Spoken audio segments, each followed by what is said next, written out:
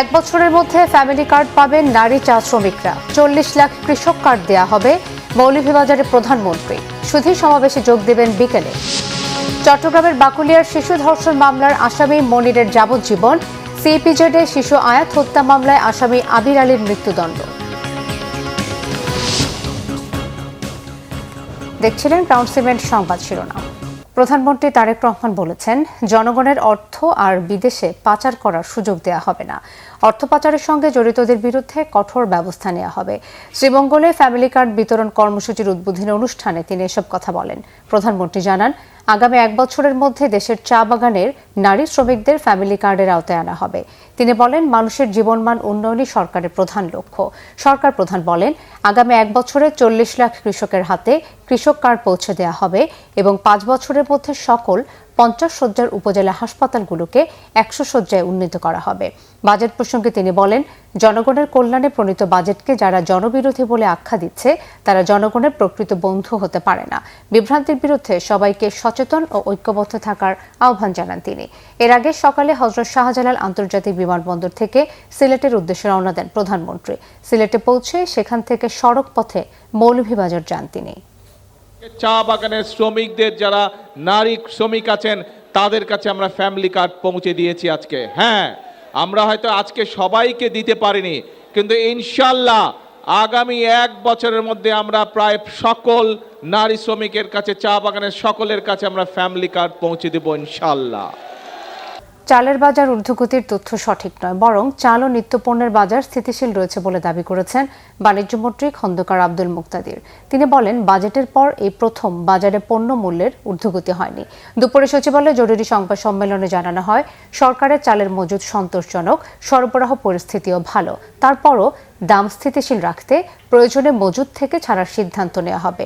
মন্ত্রী জানান, নয়াবাজার ও বাদামতলীর চালের আড়তে দাম বৃদ্ধির প্রমাণ পাওয়া যায়নি।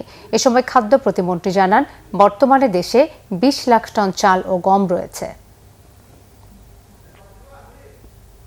সংবাদপত্রে চালের বাজারে একটু মূল্য বৃদ্ধির প্রবণতার খবর প্রকাশিত হওয়ার কারণে আজকে আমি এবং খাদ্য প্রতিমন্ত্রী মহোদয় আমরা বাদামতলীর বাজার এবং পরবর্তীতে নয়াবাজার খুচরা বাজারে গিয়েছি। বাজার পরিস্থিতি যথেষ্ট, মূল্য পরিস্থিতি যথেষ্ট স্থিতিশীল, সরবরাহ পরিস্থিতি যথেষ্ট সন্তোষজনক। আমাদের হাতে, সরকারের হাতে বিপুল পরিমাণ চাল মজুদ আছে। যদি কখনো প্রয়োজন পড়ে আমাদের ইন্টারভেনশন করার সেই সঙ্গতি সামর্থ্য সরকারের হাতে আছে। তবে এই মুহূর্তে পরিস্থিতি সেরকম কোনো দাবি করছে না। মনে হয় বাংলাদেশের ইতিহাসে খুব কমবারই এই ঘটনা ঘটেছে যে একটা বাজেট ঘোষণার পরে সেটির কোনো তাৎক্ষণিক প্রতিক্রিয়া বাজার মূল্যের উপর নাই। চট্টগ্রামের বাকুলিয়ায় 4 বছরের এক শিশুকে ধর্ষণের মামলায় আসামি মনির হোসেনের যাবজ্জীবন কারাদণ্ড দিয়েছে আদালত। বিকেলে চট্টগ্রাম মহানগর শিশু সহিংসতা দমন ট্রাইব্যুনালের বিচারক সৈয়দা হাফসা ঝুমা এই রায় ঘোষণা করেন। রায় ঘোষণার সময় আসামি মনির আদালতে উপস্থিত ছিল। এই মামলায় মোট 18 জন সাক্ষীর সাক্ষ্য নেওয়া হয়েছে। এর আগে 9 জুন মামলার একমাত্র আসামি মনির হোসেনের বিরুদ্ধে অভিযোগ গঠনের মাধ্যমে বিচার কাজ শুরু হয়। ঘটনার 27 দিনের মাথায় এবং অভিযোগপত্র জমা দেওয়ার 13 দিনের মাথায় চাঞ্চল্যকর এই মামলার রায় হলো। গত 21 মে নগরের বাকুলিয়ার চেয়ারম্যান ঘাটা এলাকায় 4 বছরের এক শিশুকে ধর্ষণের মামলায় মনিরকে গ্রেফতার করা হয়। ওই দিন বিকেলেই অভিযুক্ত মনির হোসেনকে আটক করে পুলিশ। পরে পুলিশের কাছ থেকে বিক্ষুব্ধ জনতা আসামিকে ছিনিয়ে নিতে চাইলে ব্যাপক সংঘর্ষ হয়।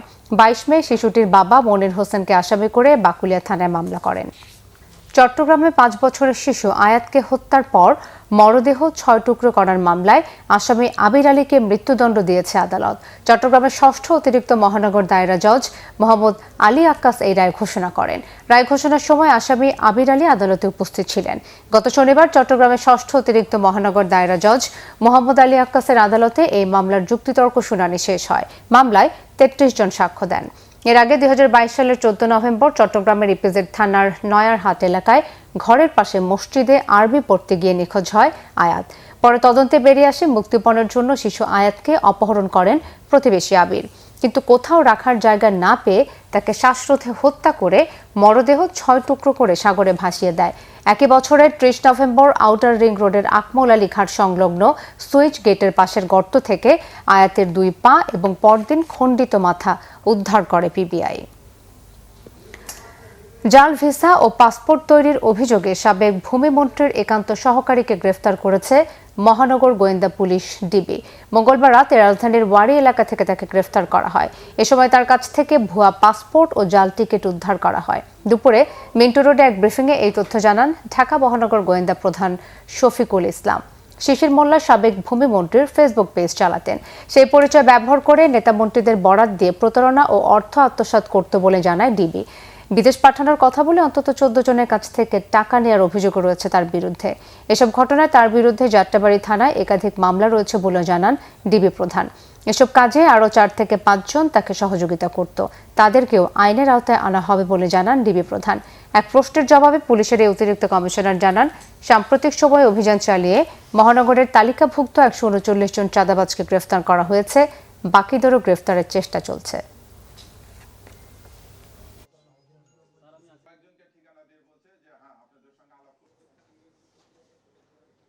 বর্তমান সরকারের বিভিন্ন মন্ত্রী এমপিদের কথা বলে মানুষের নিকট প্রতারণা করছে।